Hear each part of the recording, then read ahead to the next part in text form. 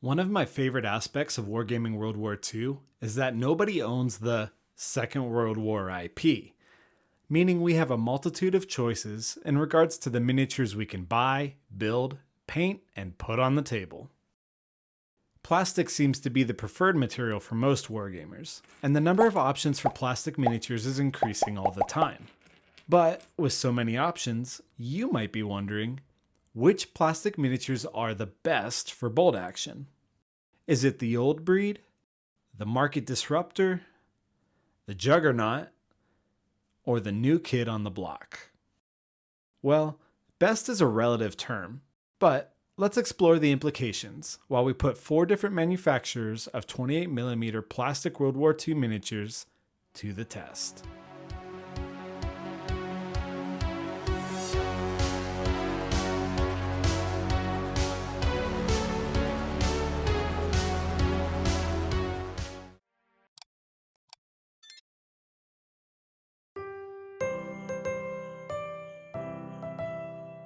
Okay, so here's the situation. Christmas is right around the corner, and your father-in-law has drawn your name for the family gift exchange, and you've got to tell him which plastic toy soldier set you want to unwrap on that magical morning. Just like earning his approval, deciding on which 28mm plastic infantry manufacturer to purchase from is easier said than done, because we really are spoiled for choice. Between Perry Miniatures, Warlord Games, Wargames Atlantic, and Victrix miniatures, we have over 30 plastic infantry kits that can be used for bolt action. But of all these kits, which one is the best? For you. For you is the key here. All of these kits are fantastic choices for our tabletop gaming, and trying to figure out which one is the best would be a fool's errand. That being said, my intention is to compare them to one another, with the goal of helping you determine which kit or kits align with your preferences and motivations. So, I will have a couple objective and subjective categories that I will be using to rate these kits, such as value. Simply put, what is the valuation of the contents of these kits? Scale. Are the kits heroic, true scale, or somewhere in between? Detail. Are the details soft or defined? Are the sculpts missing detail? And so on. Aesthetics. This is a bit subjective, but I will be examining stylistic consistency of the models, as well as how natural the poses look. And kit bashability. You just know I had to throw this one in. But how well do the models work for kit bashing with miniatures from the same manufacturer as well as the other makes? I have these 4 kits on hand. I chose them specifically for the visual comparisons that will make up the majority of this video.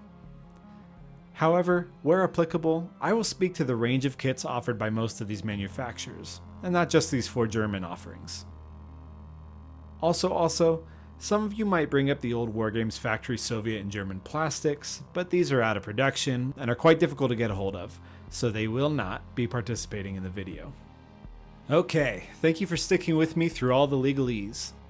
Let's take a look at each of these manufacturers individually, and then we'll discuss my conclusions while we put these models on the table.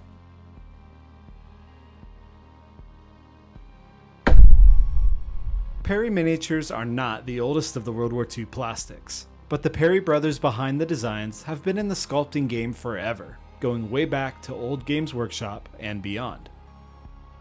Released in 2013, their 28mm World War II kits are not exactly new either. The range consists of 3 kits, all aimed at the North Africa theater. I'm going to crack open the Africa Corps box. As I start putting together some of these models, let's discuss the value. Averaging at about $35 per box, these kits contain 38 infantry models, meaning you will spend about 90 cents for each miniature, which makes these models the most friendly for your wallet.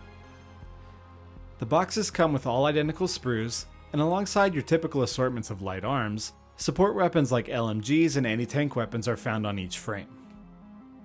Construction of these models is straightforward, and there's little cleanup required. You will notice that the heads are molded onto the bodies, and that the headwear has to be glued on, which is pretty unique to Perry's kits.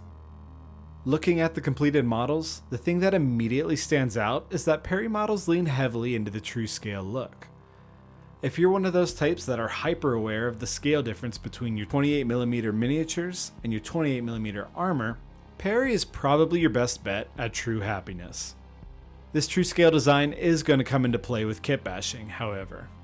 The Perry models all kit bash together pretty well, but the other manufacturers have limited mileage. Victrix arms are slightly bulkier, but not too much so, though the rifles start to look a bit big on Perry bodies. Wargames Atlantic arms vary widely in scale and style, so while some arms might work, they will bring the Perry bodies into a more heroic scale look.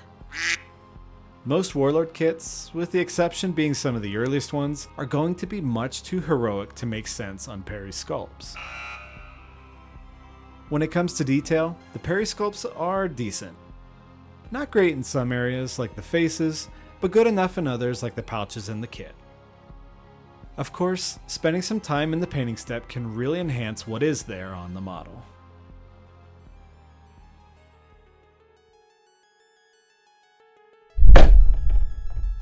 At the tail end of 2020, a little-known company named Wargames Atlantic dropped a plastic French Partisans kit that took the bolt action community by storm, as the only possibility for Partisans at the time was expensive metal sculpts.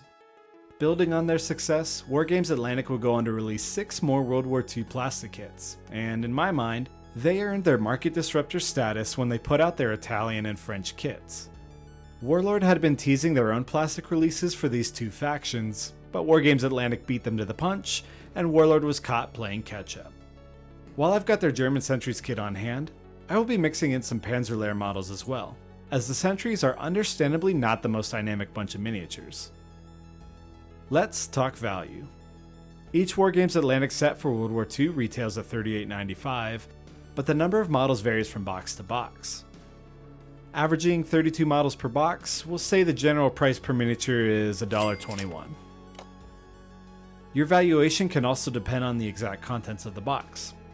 For example, the Italian kit features 2 Breda MMGs, enough for a heavy weapons platoon, and the French kit allows you to build with either First or Second World War gear. Diving into the models, however, I have some notable observations. First, I'm not aware of any instructions that come with these kits, which means you're going to have some trial and error ahead of you when building. Also, of all the manufacturers, these ones have the worst fit. It's nothing egregiously bad, but it's definitely unmistakable as I'm building all these kits one after the other. Also, Wargames Atlantic is going to score the lowest for detail and style. Many of the poses are stiff, some arms are straight up wonky, there's a lot of variance in details and scale between kits, and the detail itself is rather soft compared to some of the other manufacturers. But on a more positive note, let's discuss kit bashability. If you've been following my channel recently, you'll know that these models are very kit bashable with each other. In fact, you can see how each kit can be used to make something unique in this video from a few months ago. Looking at their competitors' parts, I'd say Perry are going to be a bit small on Wargames Atlantic bodies, though you may be able to get away with it depending on the body. Most Warlord Games parts should fit well with the generally more heroic style Wargames Atlantic goes for, though you will have to cut a channel in Warlord necks in order for the heads to fit the bodies. Parts from Victrix also should generally look okay bolted onto these dudes.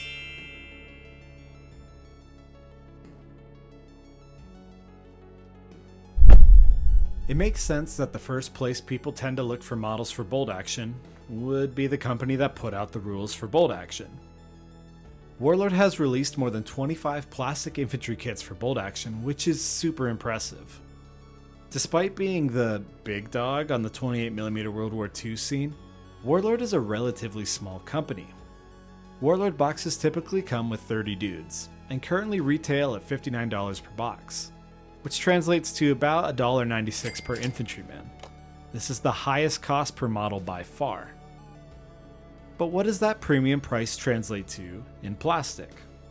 In my opinion, Warlord infantry are the most dynamic options available in the scale.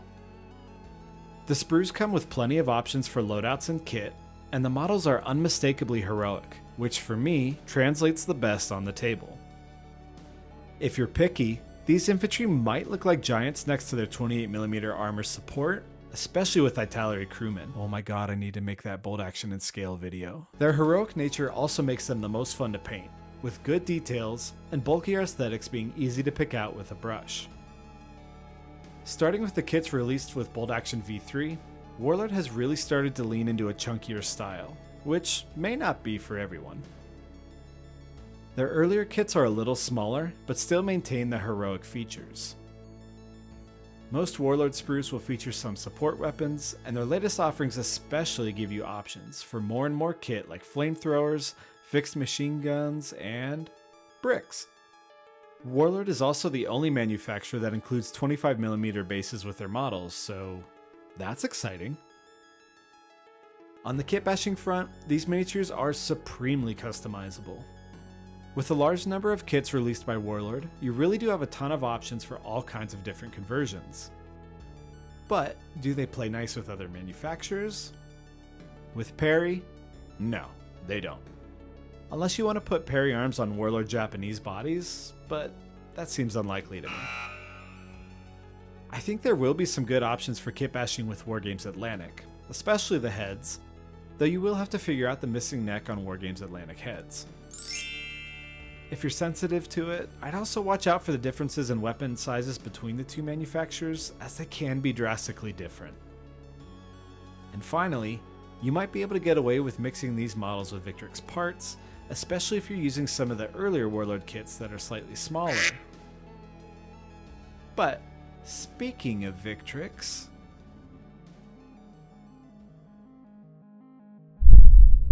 Victrix has been manufacturing 12mm plastic World War II models for some time, but it was their 28mm German Grenadier announcement that made a big splash in the bolt action scene earlier this year. Victrix has many options for other time periods, and from what I can gather, quality really seems to be their most prominent feature. So what were my initial impressions? Well, imagine my shock when I discovered that unlike all the other manufacturers, Victrix models come in a bag?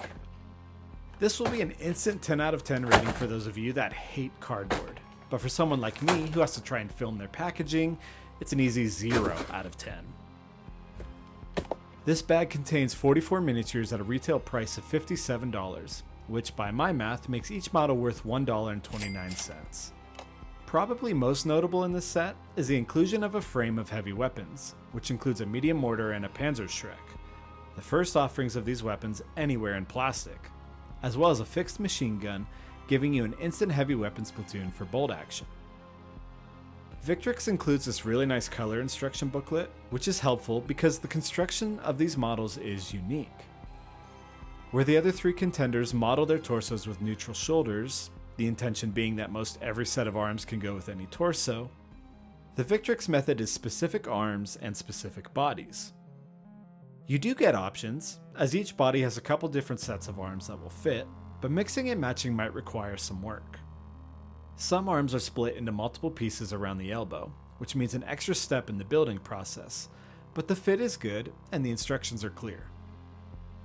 My biggest qualm with putting together the models is that most of the heads are stated to work with every body, but some of the joins at the neck are questionable, and some heads don't seem aesthetically designed for each body.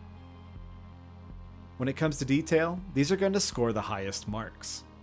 The detail is crisp, even as the models trend towards a more true scale style. The models are quite dynamic as well, and they make for a really nice starting point for a German Grenadier army if you're building from scratch. I care a lot about kit bashability, and this is where Victrix falls short. Because of their non-neutral design, you're going to have to do a lot of work to get the other manufacturers' arms to fit. When it comes to scale, Perry arms look just fine, but the difference in detail is quite noticeable. Warlord arms and heads are going to be a bit too chunky for Victrix bodies. Wargames Atlantic might have some pieces that scale decently, but you're going to have a tough time blending them together.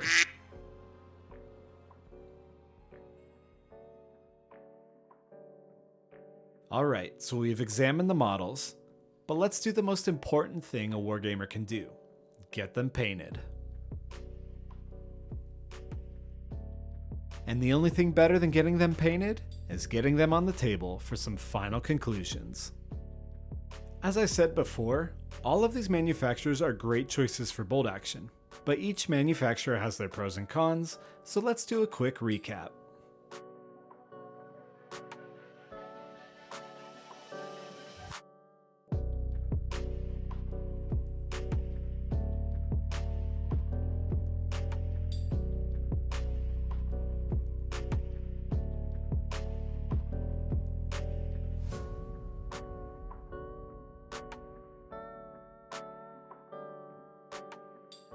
So, choose Perry Miniatures if you care about value, because I've seen discount retailers offer these boxes for close to 70 cents per model, which is insanely good. If you prefer true scale, these are your best bet. If you always chose the Tan Nation and the Army Men games from the 90s, these are for you. And if you have a specific hankering for the North Africa theater. Don't choose Perry if you paint the eyes on your figures, or if you have other North Africa models from Warlord, Artisan, or Crusader miniatures, which are super chunky. Wargames Atlantic is your best bet if value is your goal, while also looking for kits that are not made by any other manufacturer, such as Partisans, BEF, or Sentries. You want a kit bash at the best possible price. Their range of kits for both World War II and other conflicts gives you tons of possibility. Don't choose Wargames Atlantic, however, if you are detail-oriented and picky about how natural or dynamic your models look. Warlord Games might be your go-to if heroic scale makes you feel warm and fuzzy on the inside. Detail and quality is important to you. You want to support the company that makes our favorite game. Or you don't know that there are other options out there besides Warlord Games. Don't go for Warlord if you're really on a tight budget, or you want your dudes to look like they could realistically fit in a 1/56 scale tank. Finally, choose Victrix if you want to start a German army from scratch, you'd prefer plastic heavy weapons teams, or you are excited about painting camouflage. Don't choose Victrix if needing to glue together an extra piece for some arms in the kit sounds like one of the inner circles of hell for you. You don't want to play late war Germans, or you want to kit bash every model in your army like some kind of maniac. And if you're the type of person who cares about variety, all four of these makes will mix just fine on the table. I've mentioned it before, but while you're actually playing a game, you are taking in the entire table at once and are hopefully focused on tactics and keeping track of the state of the game, meaning the slight differences in scale or detail won't be noticeable.